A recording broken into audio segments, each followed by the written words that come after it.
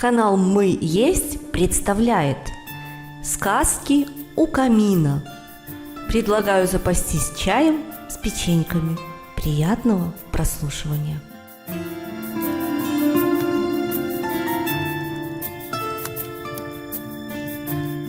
Александр Ролот. Исчезнувший император. Что ни говори, а годы берут свое. Начинаю впадать в детство. Слава богу, с памятью у меня все в порядке.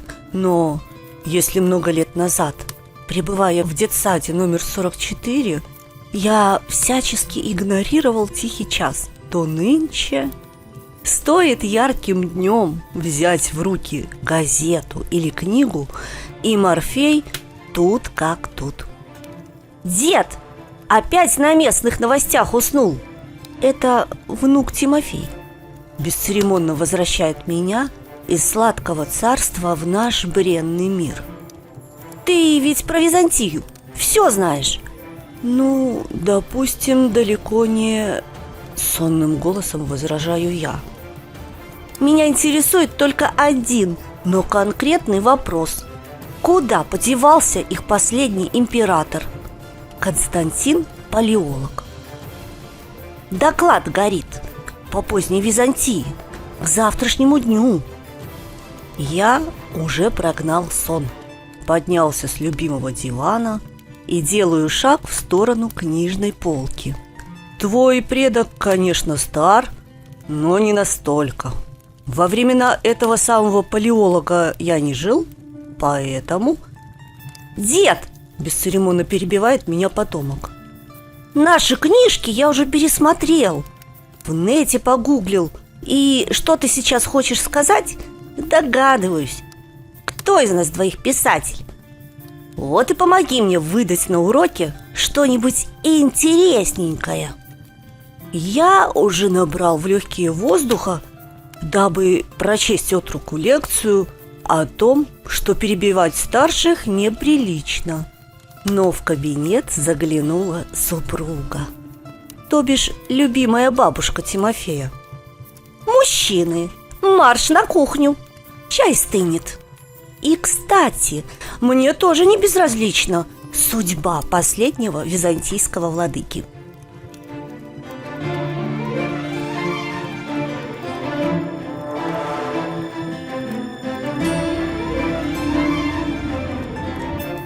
Две пары родных глаз синхронно оторвали взгляды от чашек и уставились на меня, безмолвно требуя ответа на вопрос: куда же подевался последний Палеолог?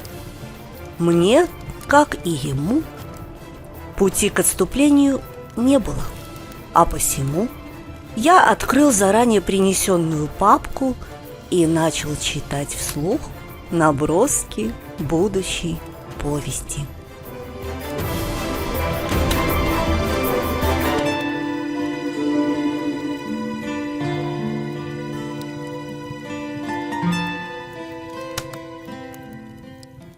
Император стоял у окна и смотрел на заброшенный сад. Слуги, следившие за ним, давно разбежались, но природа брала свое. Молоденькие листья на деревьях уже вовсю шелестели на весеннем ветру. Первые цветы кивали головками, как бы приветствуя правителя. Этим созданием Божьим неведомо, что от могущественной империи, берущей начало от шотландских гор и раскинувшейся до самой Палестины, нынче остался только этот город.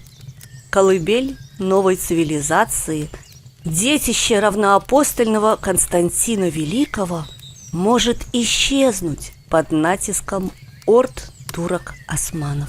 Властелин громко хлопнул в ладоши, велел вошедшему слуге позвать командующего обороной города. «Подмога прибыла?» «Сколько?»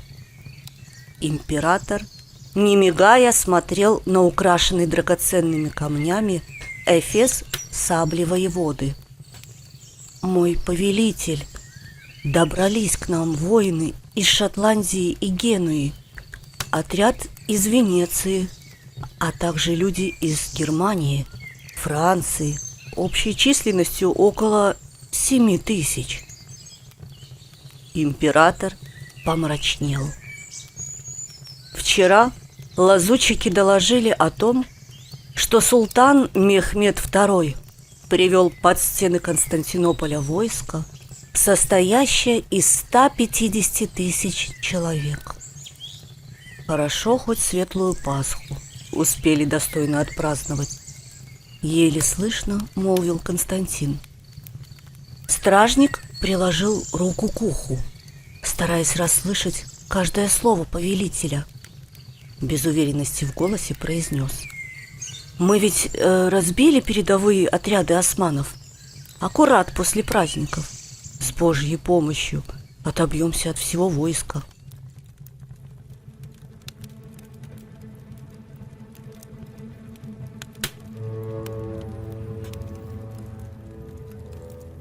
На 5-й день турки пошли на штурм. Артиллерия разрушила часть стены, однако ночью горожане смогли восстановить ее. Неделю спустя враги прикатили тяжелые пушки. Стреляли эти монстры редко, ибо каждый их залп требовал большой подготовки. Но разрушение от их ядер в одночасье заделать было уже невозможно. К тому же грохот от пушек стоял такой, что горожане в панике покидали свои дома. Со всех ног бежали к храму. Молились неистово: «Господи, за что? Или мы ослушались воли Твоей? Дай знак. Настал день суда за грехи константинопольцев». «А что же царь? То есть я хотела сказать император?» Прервала мой монолог супруга, подливая в цветастую пиалу ароматного чая. Палеолог распорядился беспрестанно звонить во все колокола, дабы хоть как-то заглушить грохот пушек. Сутки напролет над великим городом звучал малиновый звон сотен больших и малых колоколов, изредка прерываемый ревом мощных вражеских орудий. Горожане спускали со стен тюки с кожей и шерстью, пытаясь столь нехитрым способом как-то смягчать удары ядер. Проку было немного. По ночам, когда обстрелы стихали, стар и млад, чем могли, заделывали трещины в крепостной стене, кидали туда камни, землю и спиленные стволы деревьев. Неудачи огромной армии привели Мехмеда в ярость. Он отдал приказ войскам с потерями не считаться и более не отступать, ибо покинувших поле боя будут встречать только палачи великого султана.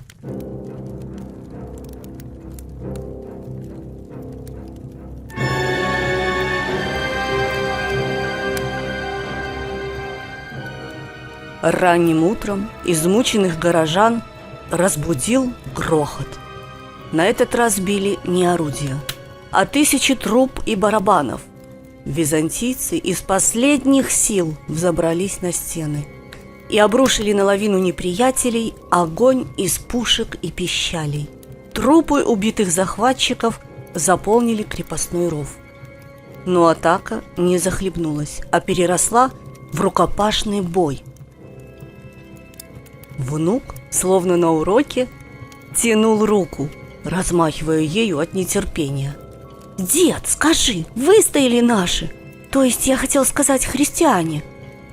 В этот день, да, смогли ценой невероятных усилий сбросить османов с крепостной стены. Потери врагов были ужасны. Без передышки на новую атаку они не решились, перешли к осаде. И эта тактика имела успех.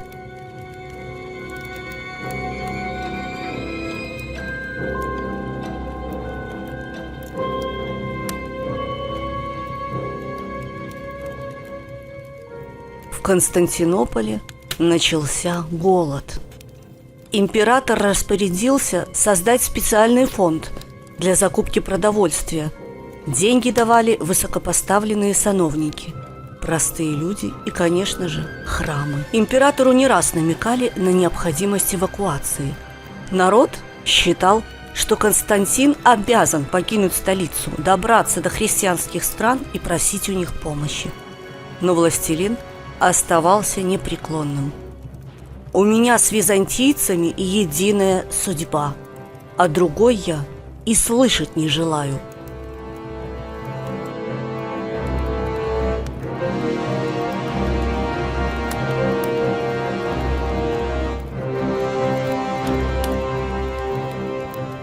В одну из последних ночей мая неприятельский лагерь ожил. Тысячи турок бросились к стенам измученного Константинополя. Начался ливень, но османы его не замечали, подгоняемые грохотом своих барабанов. Упорно лезли вверх. Горожане и молящиеся в храме Святой Софии в едином порыве бросились на помощь защитникам. Воюющие стороны закидывали друг друга тучами стрел, метали копья. Мехмед отправил в бой лучших воинов – башибузуков. За спинами атакующих выстроил отряды янычар. Те своими кривыми мечами гнали вперед отстающих и нерешительных. Турецкое ядро пробило широкую брешь в стене. В нее устремились озверевшие от постоянных неудач враги. Но конница Константина смогла уничтожить всех до одного. Византийцы решили, что штурм захлебнется. И это стало их роковой ошибкой. У завоевателей еще был резерв – янычары. Вероятно, что защитники города смогли бы отбить их атаку. Но на этот раз высшие силы отвернулись от них. В башне крепости имелась скрытая дверь для вылазок из города. Неведомо почему, но она оказалась не запертой. Туда просочились вражеские воины. Султан, наблюдавший за боем, приказал послать им значительное подкрепление. Спустя некоторое время над одной из башен взвился турецкий флаг. Сотни охрипших глоток в едином порыве заорали: «Город взят!» И с утроенной энергией рванулись вперед. Константин, видя это, сбросив с себя царское одеяние, примкнул к простым защитникам крепостных стен, крикнув напоследок: «Город не захватят, пока жив я!» Более императора не видел никто. Ни среди живых, ни среди мертвых.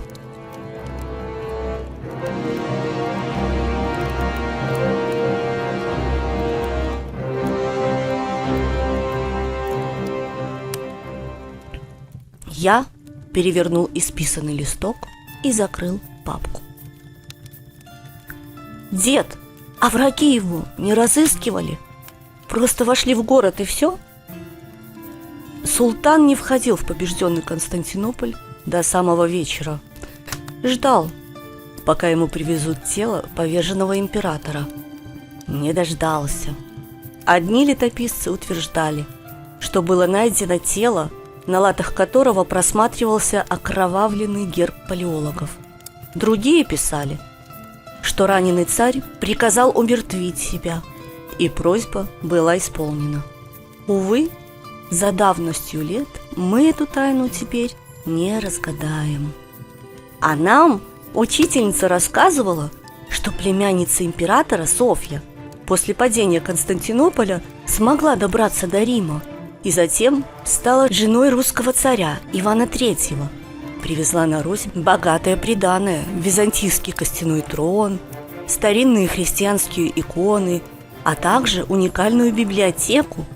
Ее потом еще назовут в честь Ивана Грозного. и будут искать до сих пор.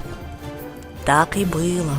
Но понимаешь, внук, как говорится в одном известном телесериале, это уже совсем другая история.